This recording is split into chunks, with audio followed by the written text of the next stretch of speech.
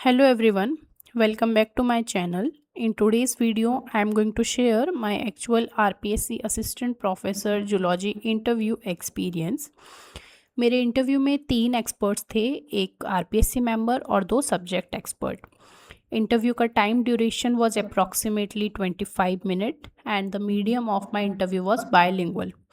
कुछ क्वेश्चंस मुझसे इंग्लिश में पूछे गए, कुछ क्वेश्चंस मुझसे हिंदी में पूछे गए।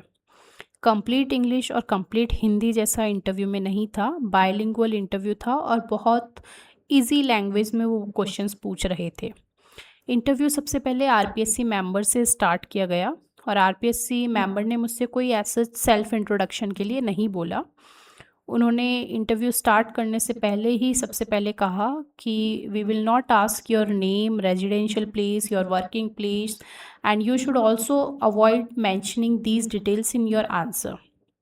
तो मैंने कहा ओके सर। देन उन्होंने मेरा इंटरव्यू अकेडमिक बैकग्राउंड से स्टार्ट किया। सबसे पहले उन्होंने मुझसे पूछा, you have completed your MSc in life sciences? So I said yes sir. फिर उन्होंने कहा कि कौन कौन से सब्जेक्ट्स आपने आपके एमएससी में पढ़े हैं? तो मैंने रिप्लाई किया that I studied biochemistry, immunology, molecular biology, nano biotechnology और जो सब्जेक्ट्स मैंने मेरे एमएससी में पढ़े थे। फिर एक सब्जेक्ट एक्सपर्ट्स ने कहा कि इसका मतलब आपने सारे बायोलॉजी के फील्ड को अपने एमएससी में पढ़ा हुआ है। So I said yes sir. फिर उन्होंने कहा कि you are currently working in Kendriya Vidyalaya as a PGT biology? So I said yes sir. फिर उन्होंने कहा कि आप कौन कौन से सब्जेक्ट्स अभी स्कूल में पढ़ा रहे हैं? तो मैंने कहा कि सर मैं अभी फ़िलहाल क्लास 8th, 10th, 11th और 12th ये 4 क्लासेस ले रही हूँ। इसमें 8th में मैं पूरा साइंस पढ़ा रही हूँ और 10th, 11th, 12th में मैं बायोलॉजी पढ़ा रही हूँ। तो फिर आरपीएससी मेंबर ने कहा, are you teaching botany also? So I said yes sir. फिर मेरा इंटरव्यू सब्जेक्ट एक्सपर्ट 1 पर मूव किया और उन्होंने मुझसे वर्टिब्रेट जूलॉजी से कुछ क्वेश्चंस किए। सबसे पहला क्वेश्चन उन्होंने मुझसे किया, name the major classes of vertebrates. तो मैंने इसका आंसर किया। फिर उन्होंने मुझसे पूछा habitat of pisces and some give some example. फिर उन्होंने मुझसे कॉन्ड्रिक्थिस एंड ऑस्टिक्थिस के कुछ डिफरेंसेस पूछे और फिर उन्होंने मुझसे पूछा मीनिंग ऑफ एम्फीबिया और फिर उन्होंने कुछ उसके एग्जाम्पल्स पूछे। Then they asked what is metamorphosis and which gland control metamorphosis in amphibians। फिर उन्होंने पूछा कि बर्ड्स को उड़ने के लिए कौन कौन से अडेप्टेशंस होते हैं जिससे कि वो इजीली उड़ सके। फिर उन्होंने पूछा कि what is the function of crop gland in birds. जितने भी मुझसे क्वेश्चंस पूछे गए वो कम्प्लीटली स्कूल बेस्ड या कह सकते हैं बहुत बेसिक क्वेश्चंस थे जो कि हम अपने स्कूल एजुकेशन में 11th-12th क्लास में पढ़ते हैं। ऐसा कोई बहुत डिफ़िकल्ट क्वेश्चंस नहीं पूछे गए जो कि हम आंसर ना कर सके। फिर मेरा इंटरव्यू एक्सपर्ट्स 2 पर मूव किया और उन्होंने मुझसे पहला क्वेश्चन किया, व्हाट इज़ बायनोमियल नॉमेनक्लेचर? किसने बायनोमियल नॉमेनक्लेचर दिया? फिर जब मैंने आंसर किया कैरोलस लीनियस तो उन्होंने पूछा कि कैरोलस लीनियस की बुक्स है, आपको क्या उनके नाम पता है? तो मैंने system of nature and system of प्लैंट्रम 2 बुक्स के नाम बताए। फिर उन्होंने मुझसे पूछा difference between tautonym and paratautonym. तो मैंने टोटोनिम तो सही से एक्सप्लेन किया बट पैराटोटोनिम के बारे में मुझे इतना नहीं पता था और मैं थोड़ा सा कंफ्यूज हो गई और मैंने पैराटोटोनिम की जगह ऑटोनिम एक्सप्लेन किया। फिर उसके बाद में उन्होंने मुझे बोला कि आप एक बार पैराटोटोनिम के बारे में फिर से पढ़िएगा। तो मैंने कहा ओके सर। फिर उन्होंने मुझसे पूछा व्हाट इज़ हेमिकॉर्डेटा और क्या हेमिकॉर्डेटा के पास ट्रू नोटोकॉर्ड होती है और हेमिकॉर्डेटा के एग्जाम्पल्स उन्होंने मुझसे पूछे। फिर उन्होंने पूछा व्हाट इज़ टोटिपोटेंसी, एल्ट्रुइज़म क्या होता है और एल्ट्रुइज़म का एग्जाम्पल पूछा। फिर उन्होंने पूछा कि इंटरफेस के कौन कौन से फेस होते हैं और इसमें कौन कौन सी एक्टिविटीज़ होती है।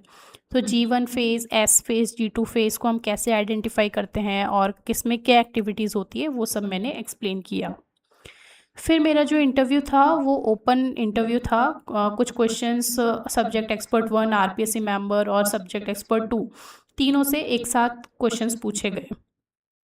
तो पहला क्वेश्चन उन्होंने मुझसे पूछा कि आरएफएलपी क्या है और इसके एप्लीकेशंस क्या है।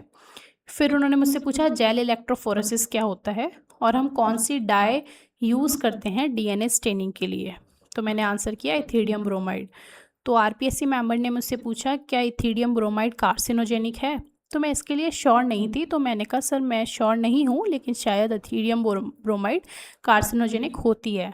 तो फिर सर ने कहा इट्स हाईली कार्सिनोजेनिक। फिर उसके बाद में मुझसे पूछा कि आपने आपकी एमएससी में कौन कौन से माइक्रोस्कोपिक टेक्निक यूज़ की है। तो मैंने बताया कि मैंने fluorescence light microscope and confocal microscope use किया है। फिर उन्होंने पूछा आरपीएससी मेंबर ने कि you are already working in KVS, so why do you want to join the college education department. तो मैंने आंसर किया कि सर केवी से पहले I was TGT science, then I became PGT biology in KV, और now I am preparing for assistant professor. तो मैं अपने करियर ग्रोथ के लिए assistant professor college education department में ज्वाइन करना चाहती हूँ। तो फिर उन्होंने कहा कि इसके आगे का आपका क्या प्लान है, आपको तो अगर इससे बेटर अपॉर्चुनिटी मिलेगी तो आप तो ये भी छोड़ देंगे। तो फिर मैंने कहा नहीं सर, इसके बाद मेरा नेक्स्ट टारगेट है रिसर्च पीएचडी। तो उन्होंने कहा कि किस फील्ड में आप पीएचडी करना चाहते हैं। तो मैंने कहा कि sir during my MSc I worked on epilepsy for my dissertation work and I would like to continue my research in the same area. तो फिर इसके बेसिस पर उन्होंने मुझसे पूछा कि एपिलेप्सी क्या होता है और कौन कौन से टेक्निक्स आपने एपिलेप्सी स्टडी करते हुए यूज़ की। तो मैंने बताया कि क्रायोटोमी मैंने यूज़ किया है, और इसके साथ में ही मैंने फ्लोरोसेंट माइक्रोस्कोप्स यूज़ किए हैं एंड न्यूरॉन्स को मैपिंग की है। तो वो सब मैंने टेक्निक्स एक्सप्लेन किया। फिर उन्होंने मुझे डेमो टीचिंग के लिए कहा कि आप क्या कोई टॉपिक प्रिपेयर करके आए हैं। तो आई सेड यस सर। फिर मैंने डेमो टीचिंग के लिए टॉपिक पिट्यूटरी ग्लैंड स्टार्ट किया।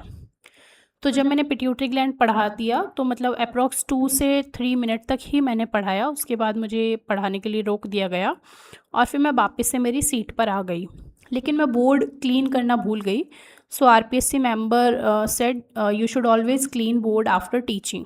तो फिर मैंने सॉरी बोल के फिर वापस से जा कर के बोर्ड क्लीन किया। फिर मैं आकर के अपनी जगह पर वापस बैठ गई।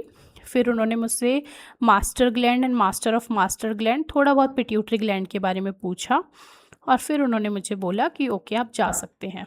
सो ये सब मेरा इंटरव्यू क्वेश्चंस थे जो मुझसे पूछे गए। सारे क्वेश्चंस बहुत ही बेसिक थे, कोई एमएससी लेवल या फिर बहुत डिफ़िकल्ट क्वेश्चंस नहीं थे। एक चीज़ जो मैंने नोटिस की during my interview, subject expert 1 और 2 दोनों के पास में जो हमारा आरपीएससी का सिलेबस है उसकी कॉपी थी, और जो भी क्वेश्चंस उन्होंने पूछे वो उसमें से एज इट इज़ पूछे जो हमारे सिलेबस में, जैसे व्हाट इज़ आरएफएलपी, तो वो सिलेबस की जो लाइन थी एज इट इज़ उन्होंने मुझसे मेरे इंटरव्यू में पूछी। तो अगर आप इंटरव्यू के लिए प्रिपेयर कर रहे हैं तो मेक श्योर कि आप इंटरव्यू की हर एक लाइन का मतलब आपको पता हो।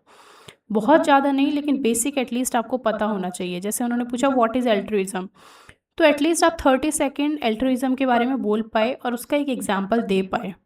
तो आप सिलेबस की हर एक लाइन को ज़रूर प्रिपेयर करें, बहुत डिटेल में नहीं लेकिन एटलीस्ट उसका बेसिक ज़रूर प्रिपेयर करें ताकि आप इंटरव्यू अच्छे से दे सकें।